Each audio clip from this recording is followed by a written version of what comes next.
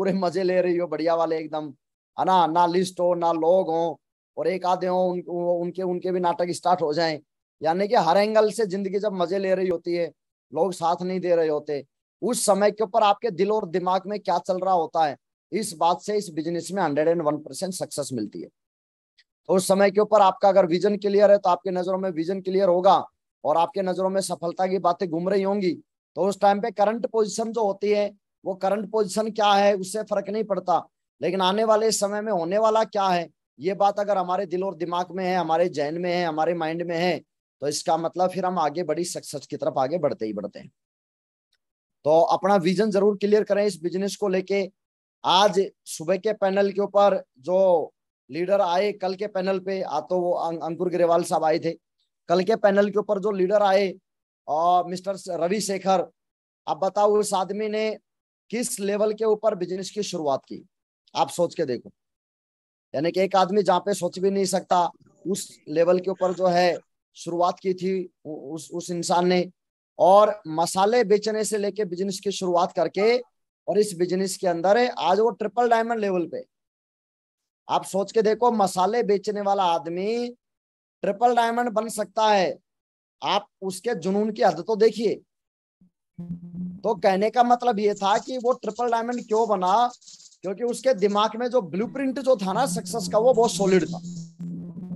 उसको पता था कि आज मेरे ऊपर कोई विश्वास नहीं कर रहा, कोई बात नहीं, लेकिन आने वाले समय में लाखों की टीम मेरी तैयार होगी, ये बात उसके दिमाग में हमेशा 24 घंटा घूमती थी। दैट इज वाई वो आदमी आज ट्रिपल डायमंड लेवल पे है। आज आप सारे लोग भी कहीं ना कि उसी स्थिति पे हैं। आज आपके पास लिस्ट की कमी है, मैं जानता हूं। आज आपके पास प्रोफाइल हल्की है, मैं जानता हूं। तो इससे कोई बात नहीं, आज प्रोफाइल हल्की है, आज आपके पास लिस्ट नहीं है, लेकिन सब कुछ ना होने के बावजूद हमारे दिमाग में आने वाले भविष्य को लेके चलता क्या है, ये बात 101% ये तय करेगी कि हम इस बिजनेस में किस लेवल के ऊपर जाएंगे। आप मेरी बात समझ पा रहे हैं? यस। तो अब बात लेकिन ये आती है कि केवल विश्वास के भरोसे कब तक बैठे रहें, क्योंकि बहुत सारे लोग उम्मीद के कैदी भी रहते हैं। कईयों के लिए उम्मीद होती है बोला अपने आप हो जाएगा, उम्मीद का कैदी कैसे। एक बार एक मालिक के दो गधे थे, एक कहानी सुनाता हूं उसे समझ आएगा। दो गधे थे एक मालिक के, और वो मालिक बड़ा अत्याचार करता था उन गधों पे। क्या करता था? बड़ा अत्याचार करता था गधों के ऊपर। और वो गधे गधे बेचारे बड़े परेशान थे उस मालिक से। तो एक दिन उन दोनों गधों ने प्लानिंग बनाई कि क्यों ना यार एक काम करते हैं, इस मालिक को छोड़ के और अपन रातों रात निकल लेते हैं कहीं और। तो एक गधा बोला बोला नहीं भाई मैं तो नहीं जाऊंगा, तू जाता है तो चला जा। एक गधा नहीं गया, एक गधा नहीं गया, एक गधा रात को मौका देखा और वो निकल लिया। और बढ़िया बाहर जाके बढ़िया एकदम खुले सांड के माफी घूमे, बढ़िया खाए, बढ़िया पिए और एकदम तरोताजा हो गया वो गधा। 2-4 महीने के बाद क्या हुआ, वो दोनों गधे एक पानी के ऊपर तालाब पे मिले, पानी पीने के लिए आए थे, दोनों मिले। तो वो जो तरोताजा हो गया था उसने पहचान लिया, बोला यार ये तो वो मेरा वाला दोस्त है। और वो जो पहले वाला जो मालिक के पास तो और भी ज्यादा कमजोर हो गया बेचारा। तो उसने बोला बोला यार तू तो बिल्कुल मरने को रहा, इतना कमजोर कैसे हो गया? बोला यार वो मालिक बड़ा अत्याचारी है इसलिए मैं और ज्यादा कमजोर हो गया।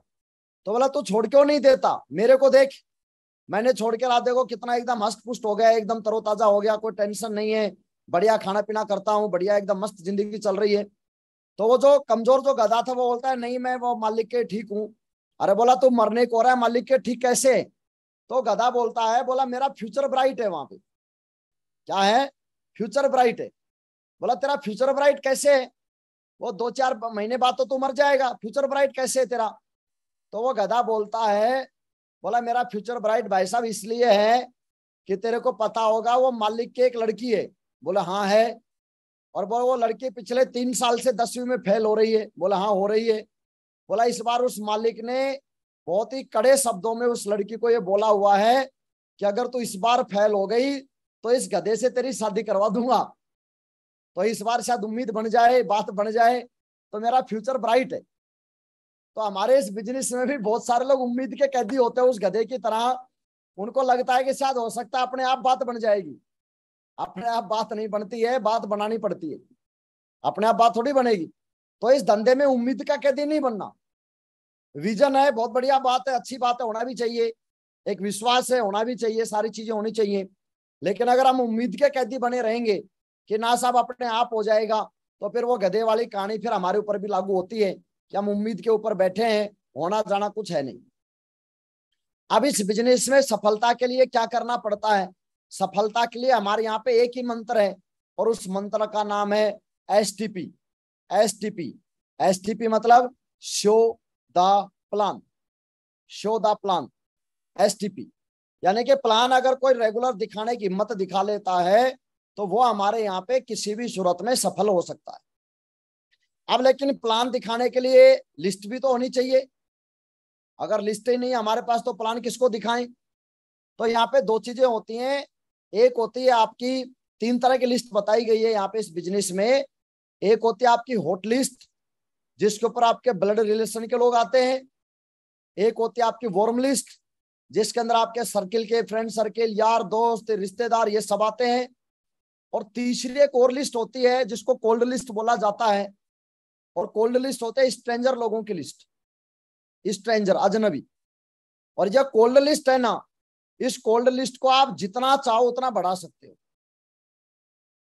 तो आप सारे लोगों से मैं ये रिक्वेस्ट करूंगा कि सबसे पहले तो अपना शुभारंभ किताब जो सिस्टम के द्वारा दी हुई होती है, लिस्ट बुक जिसको बोलते हैं, उसमें एक बार दोबारा से अपनी लिस्ट को अपडेट करो।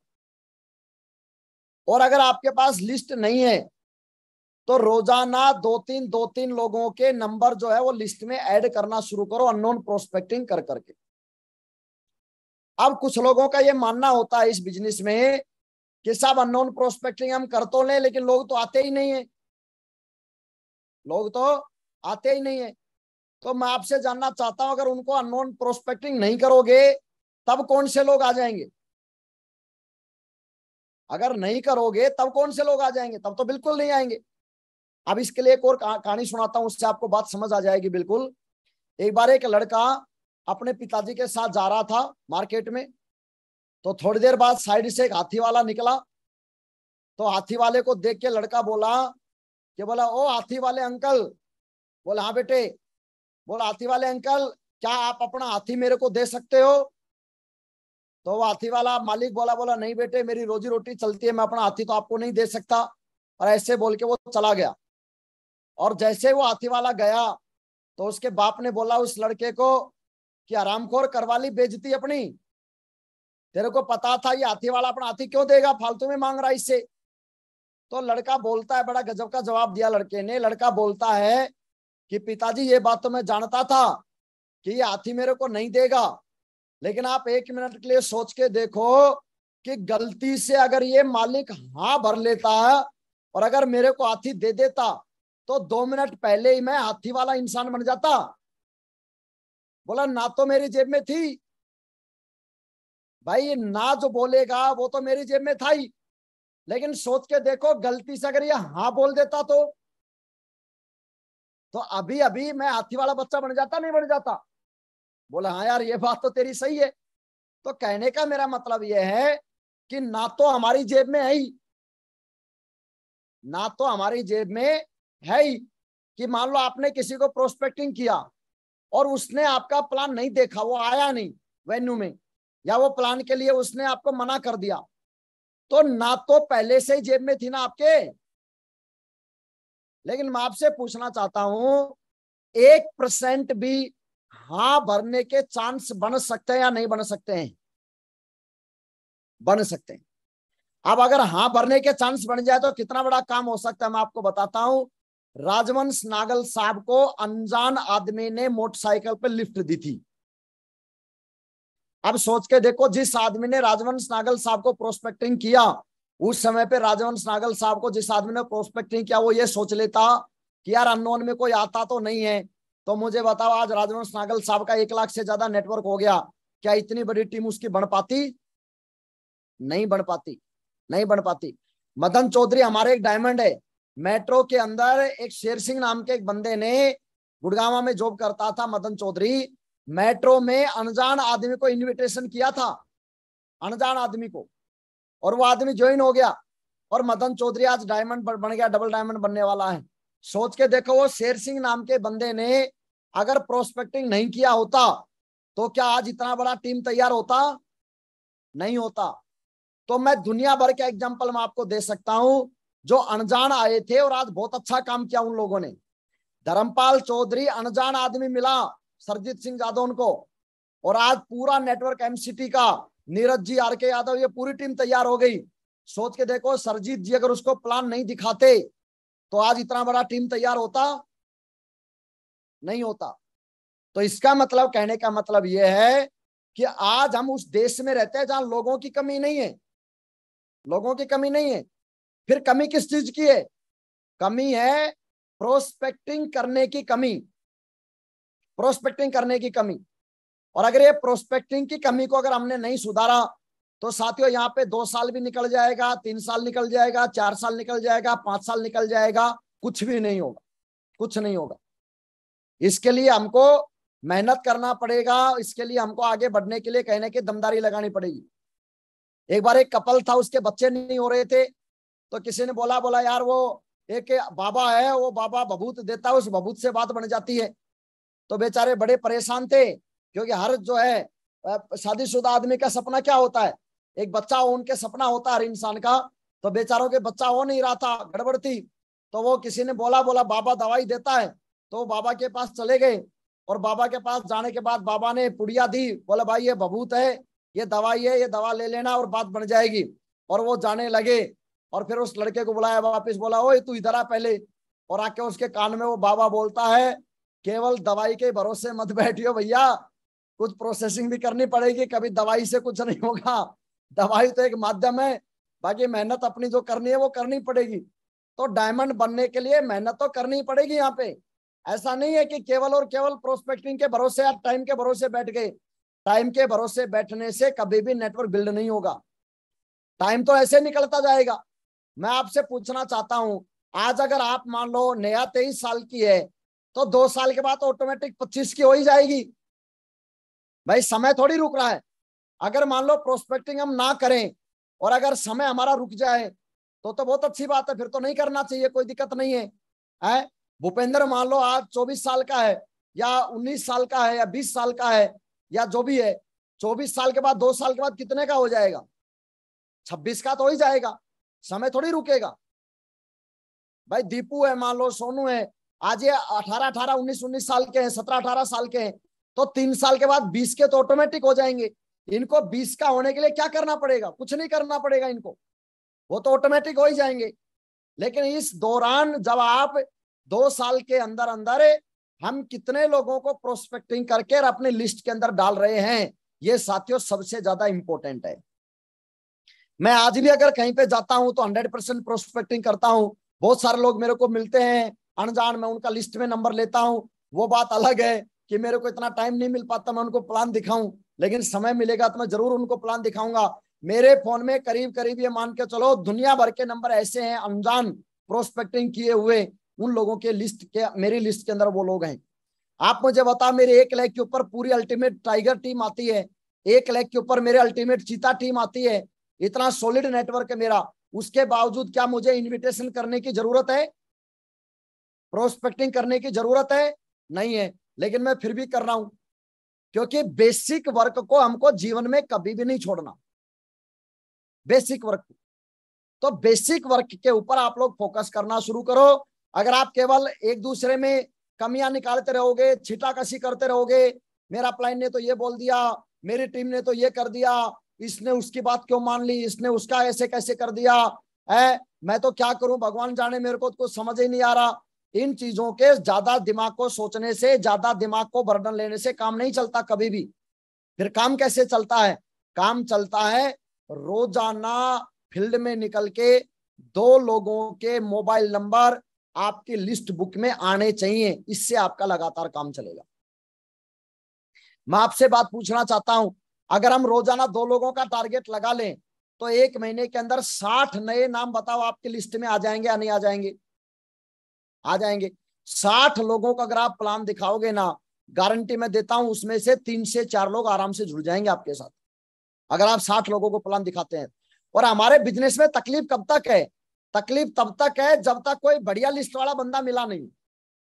जिस दिन बढ़िया लिस्ट वाला बंदा मिल गया उस दिन हो जाएगा काम बढ़िया तरीके से। तो हमको लिस्ट के ऊपर साथियों प्रोस्पेक्टिंग के ऊपर फोकस करने की जरूरत है इस समय पे सबसे ज्यादा।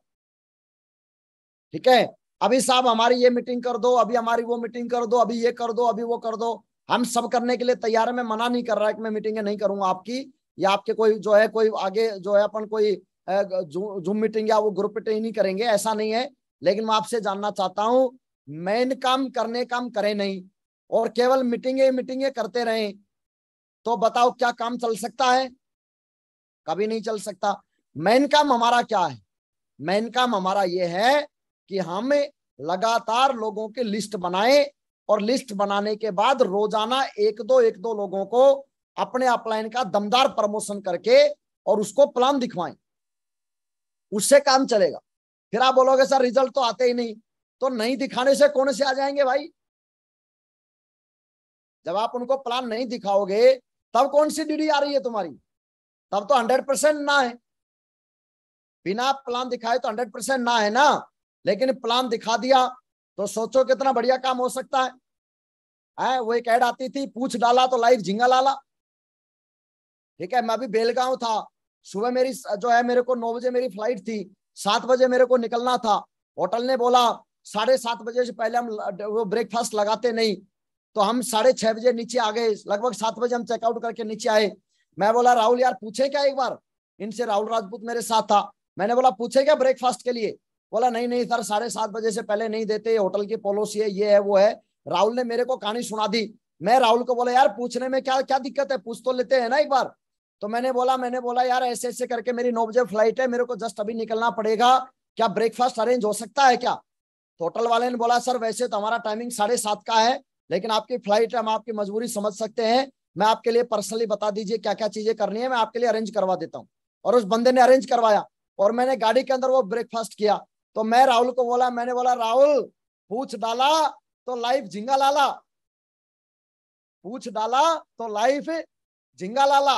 अब सोचो मैं पूछता ही नहीं तो मुझे बताओ एकदम बिल्कुल एकदम ये अपना बिल्कुल मायूस चेहरा लेके और भूखा हुआ चेहरा लेके और बुझा हुआ चेहरा लेके एयरपोर्ट तक जाना पड़ता नहीं जाना पड़ता? जाना पड़ता। लेकिन भैया पूछ डाला तो लाइव, सारे लोग बोलो पूछ डाला तो लाइव झिंगा लाला। तो पूछ डाला तो लाइव झिंगा लाला, तो हमको पूछना है। ठीक है, अननोन प्रोस्पेक्टिंग करो। बस ज्यादा से ज्यादा क्या होगा, ज्यादा से यही तो बोलेगा मैं फालतू के चक्कर में नहीं पड़ता। तो अपन ने क्या करना है, बस डिलीट ही तो करना है नंबर उसका। और डिलीट करने में कौन से रुपए लग रहे हैं तुम्हारे? कॉलिंग करने में कौन से रुपए लग रहे हैं? आजकल वैसे तो कॉलिंग सब फ्री है, ना कॉलिंग का पैसा लग रहा। नंबर डिलीट करने की जरूरत आए तो ना नंबर डिलीट करने का पैसा लग रहा है। और लड़कियां अगर ये सोचे कि साहब लोग पीछे पड़ जाते हैं, तो ब्लॉक करने का ऑप्शन तुम्हारे हाथ में है। साला कोई भी फालतू की बकवास करे लो और सीधा उसको ब्लॉक मार दो, बात खत्म। भाई जब तक आप सही हो तब तक तो सामने वाला तो कोई गड़बड़ कर नहीं सकता। बस अपने ऊपर कंट्रोल रखो, अपने ऊपर जो अपने आप को जो है ऑनेस्ट रखो, अपने आप को जो है बिल्कुल एकदम लॉयल रखो बढ़िया तरीके से सिस्टम के प्रति। और कोई फालतू बकवास करता है तो सीधा नंबर ब्लॉक मारो और बात खत्म करो, उसको कोई दिक्कत ही नहीं है किसी तरह की। और फिर भी अलग अलग नंबर से कॉल करता है तो कॉल उठाकर उसको ढंग से सुना दो बढ़िया, और केस करने की धमकी दे दो, साले को 2 मिनट के अंदर आउट हो जाएगा। ठीक है, तो ऐसे करके और आप लेकिन अननोन लोगों के नंबर ले लेके और आप अपने काम को आगे बढ़ाओ। मैं सच बोल रहा हूं आपको, सिर्फ आपको दिक्कत तब तक है जब तक 2-4 लोग ठीक ठाक लिस्ट के आ नहीं गए। जिस दिन 2-4 लोग आपके साथ आ गए उस दिन तो आपका काम फर्राटे मार के निकलेगा। और इस काम में कुछ नहीं कहा जा सकता, ये काम कब बहुत स्पीड पकड़ ले आप इसके ऊपर सोच भी नहीं सकते। तो ये जो काम है इस काम को जो है हमने पूरा एकदम बेसिक चीजों पे फोकस कर करके और हम लोगों ने कहीं ना कहीं आगे बढ़ना है। बेसिक चीजों पे ध्यान दो। दूसरी चीज, गुड़गांव के अंदर वेन्यू आपका चलता है, वेन्यू और ट्रेनिंग दोनों चीजें होती हैं। तो वेन्यू और ट्रेनिंग के अंदर अंदर आप लोग जो है अपने लोगों को लेके जाना शुरू करो। चाहे एक आदमी को लेके जाना पड़े लेकिन लेके जरूर जाओ वेन्यू में। जब आप वेन्यू में जाओगे तो वहां पर थोड़ी बड़ी पिक्चर देखता है आदमी, वहां थोड़ा उसका माइंड सेट होता है, ट्रेनिंग में बहुत सारी चीजें समझ में आती हैं। तो इसके ऊपर आप फोकस बनाओ। लुधियाना के अंदर जैसे मैंने टाइम दिया हुआ है आप लोगों को, तो टाइम दिया हुआ है तो उसके ऊपर आप तैयारी करो। उसकी प्लान का जो टाइम दिया हुआ है मैंने, तो उसकी तैयारी करो, कार्ड बांटना शुरू करो। नहीं तो मैं आपके नॉलेज के लिए बता देता हूं, मेरे संडे सबसे ज्यादा इंपॉर्टेंट हैं। आज भी बहुत सारे ग्रुप ऐसे हैं जो संडे के लिए बोलते हैं मेरे को, सर संडे का समय दे दो, लेकिन मैंने आप लोगों को वहां के लुधियाना के लिए टाइम दिया हुआ है। तो टाइम दिया हुआ है तो इसका मतलब फिर वो समय मेरा वेस्ट नहीं जाना चाहिए। उसके लिए फिर आप लोग ज्यादा लोगों को इनवाइट करो, कार्ड बांटना शुरू करो अभी से एकदम धुआंधार। कम से कम 200 कार्ड का टारगेट लगाओ बांटने का, फिर देखते काम कैसे नहीं चलता। और एक दूसरे से मिलके काम करो, ये काम जोड़ी बना के चलता है। आप एक दूसरे में कमियां ढूंढने लगोगे तो कमियां तो सब में है, कमियां टीम में भी है, कमियां अपलाइन में भी है। कई बार क्या होता है ना, जब हमारा काम नहीं चल रहा होता तो हम एक दूसरे की ना कमियां निकालना शुरू कर देते हैं, हम एक दूसरे पे छीटाकशी करना शुरू कर देते हैं। दोस्तों ये जो बिजनेस है ये कमियां निकालने से नहीं चलता, ये बिजनेस छीटाकशी से नहीं चलता, ये बिजनेस एक दूसरे के सपोर्ट से चलता है। गलतियां सब करते हैं, कमियां सब में होती हैं, लेकिन हम हमारे बिजनेस को हम कैसे बढ़ा सकते हैं, बढ़ा सकते हैं, इसके लिए बहुत ही सॉलिड बाउंडिंग करके एकदम बढ़िया वाली, और तब हमको कहीं ना कहीं आगे बढ़ने की जरूरत है। तो इसके लिए बढ़िया बॉन्डिंग बनाओ, अपने जोड़ी बनाओ दो दो लोगों की, और जोड़ी बना के और बढ़िया से जोड़ी बना के तो तुम प्रोस्पेक्टिंग भी करोगे तो मैं बोलता हूं बहुत अच्छी प्रोस्पेक्टिंग हो जाती है। भाई दो दो लोग मिलके जोड़ी बना लो, ठीक है, तो दो दो लोग मिलके जोड़ी बना लोगे तो जोड़ी बना के प्रोस्पेक्टिंग करो, अननोन को इनविटेशन करना शुरू करो, बढ़िया एकदम सेट हो जाएगा काम शानदार तरीके से, कोई दिक्कत ही नहीं है। तो आप लोगों को थोड़ा बेसिक चीजों पे ध्यान दो, इसमें ये नहीं किसके पास जाएं क्या करें। देखो बैठ के अगर सोचते रहोगे तो सोचते रह जाओगे, सोचने के बजाय कुछ करें, सोचने के बजाय कुछ एक्शन ले, सोचने के बजाय थोड़े से कुछ फील्ड के अंदर दमदारी दिखाएं, और दमदारी दिखाओगे तो काम हो ही जाएगा बढ़िया तरीके से, ठीक है। अब मैं आपसे एक बात और जानना चाहता हूं लास्ट में, आप दमदारी नहीं दिखाओगे, आपकी टीम में अगर किसी की लिस्ट खत्म हो गई तो आपके पास क्या कोई एक्सपीरियंस है उनको सेट करने का? कोई एक्सपीरियंस नहीं है। 250 का जब मेरा नेटवर्क था गोल्ड लेवल पे, उस टाइम पे मेरी पूरी टीम टूट गई थी, कुछ गलतियां रही, कुछ सिस्टम पे मैं अटैच नहीं कर पाया लोगों को, और उसके बाद मैंने फिर अननोन में प्रोस्पेक्टिंग करना शुरू किया। तो राजकुमार यादव मेरे को मिल गया, फिर श्याम सिंह चौहान मिल गया, अननोन में प्रोस्पेक्टिंग कर करके, और धड़ाधड़ तरीके से मेरी टीम बनना शुरू हो गई, और एकदम बढ़िया मेरा दोबारा काम उठ गया। अब सोचो उस समय पे अगर जब मेरी टीम टूटी 250 की, तो मेरे पास दो रास्ते थे। पहला रास्ता तो ये था कि बैठा बैठा उन्हीं चीजों का शोक मनाता रहूं, हाय अल्लाह हाय राम हाय भगवान अब क्या होगा, मैं तो लुट गया रे, बर्बाद हो गया, टीम छोड़ के चली गई है, अब कैसे होगा, मेरी तो लिस्ट भी नहीं है। ये सारा मेरे पास भी मौका था, मैं भी ये कर सकता था, लेकिन साथियों मैंने उन चीजों को नहीं किया, और मैंने लास्ट में क्या किया, अपना लेके इन्विटेशन कार्ड और फील्ड में निकलता था और अननोन लोगों की इन्विटेशन करता था, और आज देखो मेरा 1.25 लाख का नेटवर्क हो गया। तो वहां पे हम बैठे नहीं, हमने एक्शन लिए। तो आपके एक्शन बहुत ज्यादा जरूरी है, और रोजाना एक्शन लेने पड़ेंगे। एक्शन ऐसे नहीं कि मेरी बातों से 2 दिन तो एक्शन लिया और उसके बाद फिर एक्शन है ही नहीं हमारा। 2 दिन एक्शन से काम नहीं चलेगा साथियों, ये रेगुलर बेस के ऊपर एक्शन हमको लेना पड़ेगा, लगातार डेली। डेली आप प्रोस्पेक्टिंग करो, डेली आप नंबर लेके आओ। इस समय तुम्हारा एक ही काम है, लिस्ट बढ़ाओ कैसे भी करके, लिस्ट, बाकी कुछ नहीं। और लिस्ट है तो प्लान बढ़ाओ ज्यादा से ज्यादा करके, और प्लान जो करते हो उनके फॉलोअप करवाओ, अपलाइन का प्रमोशन करके बढ़िया दमदार, तो उससे आपके रिजल्ट आ जाएंगे, ठीक है। फॉलोअप एक बार नहीं 2 बार नहीं, जब तक वो डीडी देना दे तब तक करते रहो। कई बार ऐसा होता है हम 1-2 बार फॉलोअप करते हैं और उसके बाद हम हार मान लेते हैं, हमको लगता है कोई आया ही नहीं, कोई करना ही नहीं चाहता। अरे लोग तो मना करते ही हैं, उनको वीडियो दिखाओ, थोड़ा सा और प्रयास करो, प्रयास करते करते बात बनी जाएगी। तो हम लोगों को ये नहीं सोचना कि साहब उसने तो मना कर दिया, अब तो उसके पास जाना ही नहीं है, नहीं, फिर भी हो क्या उसके पास, आज मना किया है, कल को वो जो है धीरे धीरे करके आगे बढ़ेगा और आगे जो सेल भी देगा। तो ये ऐसे है कि एक बार एक बाबा भिक्षा मांगने जाता था, तो एक लेडी उसको बेचारे को भिक्षा नहीं देती थी। तो एक दिन वो बाबा गया और वो लेडी ने क्या किया, अपना जो चूल्हा था, चूल्हे में से राख निकाली, और राख निकाल कर उसका जो आटे का जो वो था, वो उसका बोरा, उसमें आटे में डाल दी राख।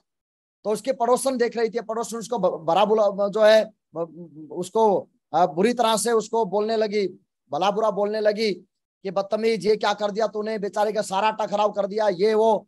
तो बाबा बोला बच्चा गुस्सा मत करो, आज मैं बड़ा हैप्पी हूँ, तो पड़ोसन ने बोला, उसकी ने बोला, बाबा तेरा सारा आटे की ऐसी तैसी कर दी, अभी तू हैप्पी है, ऐसा ऐसा क्यों, ऐसे ऐसे कैसे हैप्पी है? तो बाबा बोलता है, कल तक ये लेडी मेरे को कुछ नहीं देती थी, लेकिन मैं लगातार प्रयास करता रहा, जिसने राख दी है मैं प्रयास करता रहूंगा, कल ही आटा भी देगी, क्योंकि कल तक तो कुछ दे ही नहीं रही थी, अभी राख तो देने शुरू करी इसने, और अभी जब राख दे रही है तो कल को आटा भी देगी, लेकिन मेरे फॉलोअप में दम है, इसलिए ये जो है आज राख दे रही है, कल को ये आटा भी देगी। तो वही बात है, आपके फॉलोअप में दम होना चाहिए। आज कोई आदमी आपको कुछ नहीं दे रहा, कल को वो फॉर्म भी भरेगा, सेल भी देगा, बस हिम्मत नहीं हारना, हिम्मत नहीं हारना। और देखो कितना बड़ी बात होगी, जब आपका काम सॉलिड चलेगा ना, तो आप कितने हजारों लोगों को मोटिवेट करोगे कि जब हमारे पास कुछ भी नहीं था उस दौरान हमने हिम्मत दिखाई, और आज देखो हमारा कितना बड़ा नेटवर्क है। ये एक्सपीरियंस तुम्हारे पास होगा और किसी के पास नहीं होगा, ये एक्सपीरियंस जो है ये आप लोगों के पास होगा। तो कितने लोग ये बात बोलेंगे, सर दमदारी दिखाने के लिए तैयार है, एकदम साला एकदम फाड़ फाड़ के लेंगे काम को धुआंधार। बहुत बढ़िया भाई दीपू, एक बार वीडियो ऑन कर लो। इनका तो शायद नेटवर्क इश्यू है मेरे हिसाब से, इनका तो ऑडियो ही कनेक्ट नहीं है। चलिए कोई बात नहीं, तो अभी लग जाइए दमदारी के साथ, धुआंधार मेहनत करने के ऊपर आप लगिए बढ़िया से, और प्रोस्पेक्टिंग करो, दबा के इन्विटेशन करो, जहां पे वेन्यू चलता है वहां पे इन्विटेशन करो, और जहां पे मैंने वेन्यू का टाइम दिया है वहां के लिए कार्ड बांटना शुरू करो। और एकदम इस बार हाउसफुल रहना चाहिए, कम से कम आपके 70-80 गेस्ट बैठने चाहिए इस बार, और ये 70-80 गेस्ट बैठ सकते हैं, तो इसके लिए जो है तैयारी करो। और गुड़गांव में हर संडे के लिए आप जो लोग हैं, दोनों तीनों, मुन्ना साहब हो गए और हमारे पटेल साहब हो गए और भूपेंद्र जी हो गए, तीनों लोग हर वीक में कम से कम 20-20 कार्ड बांटो, 20-20 कार्ड बांटो। अगर मुझे बताओ 70-80 कार्ड बट गए, तो मुझे बताओ 10 से 15 गेस्ट पहुंच जाएंगे या नहीं पहुंच जाएंगे? पहुंच जाएंगे। और 10 से 15 गेस्ट पहुंच गए तो बन जाएगी बात, कोई दिक्कत आई नहीं, ठीक है। उसमें से 2-4 ज्वाइनिंग आ जाएंगी, और 2-4 ज्वाइनिंग आई उनकी ठुकवा के FIM, और फिर उनके थ्रू एकदम लग जाओ बढ़िया तरीके से। लेकिन ये बिजनेस ना जुनून से चलेगा, पैशन होना चाहिए इस काम को लेके। तो साथियों बहुत बहुत धन्यवाद, बस यही बातें मैं आपके सामने करना चाहता था। दमदारी से लगिए, मेहनत कीजिए। लास्ट में मैं 10-10, 15-15 सेकंड का आपको मौका देना चाहूंगा, क्या बात आपको समझ में आई और क्या आपका कमिटमेंट है, तो हम लेना चाहेंगे। तो सबसे पहले हम भूपेंद्र जी को अनम्यूट करेंगे। भूपेंद्र जी, क्या बात समझ आई और क्या कमिटमेंट है, बस 2 बातें हमको बतानी है जी। वेलकम।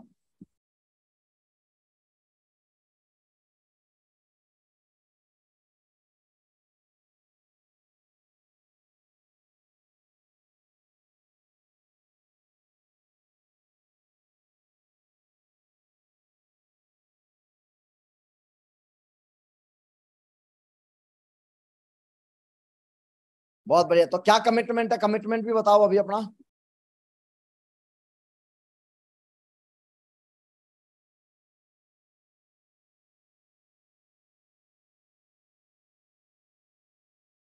बहुत बढ़िया, वेरी गुड।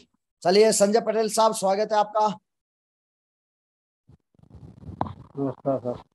नमस्कार सर आपने जो बताया सर कि अनजान लोगों को पहले प्रोस्पेक्टिंग करके उनके नाम और नंबर ले सकते हैं, तो पहले तो हम यही काम करूँगा कि प्रोस्पेक्टिंग करके उनका नाम और नंबर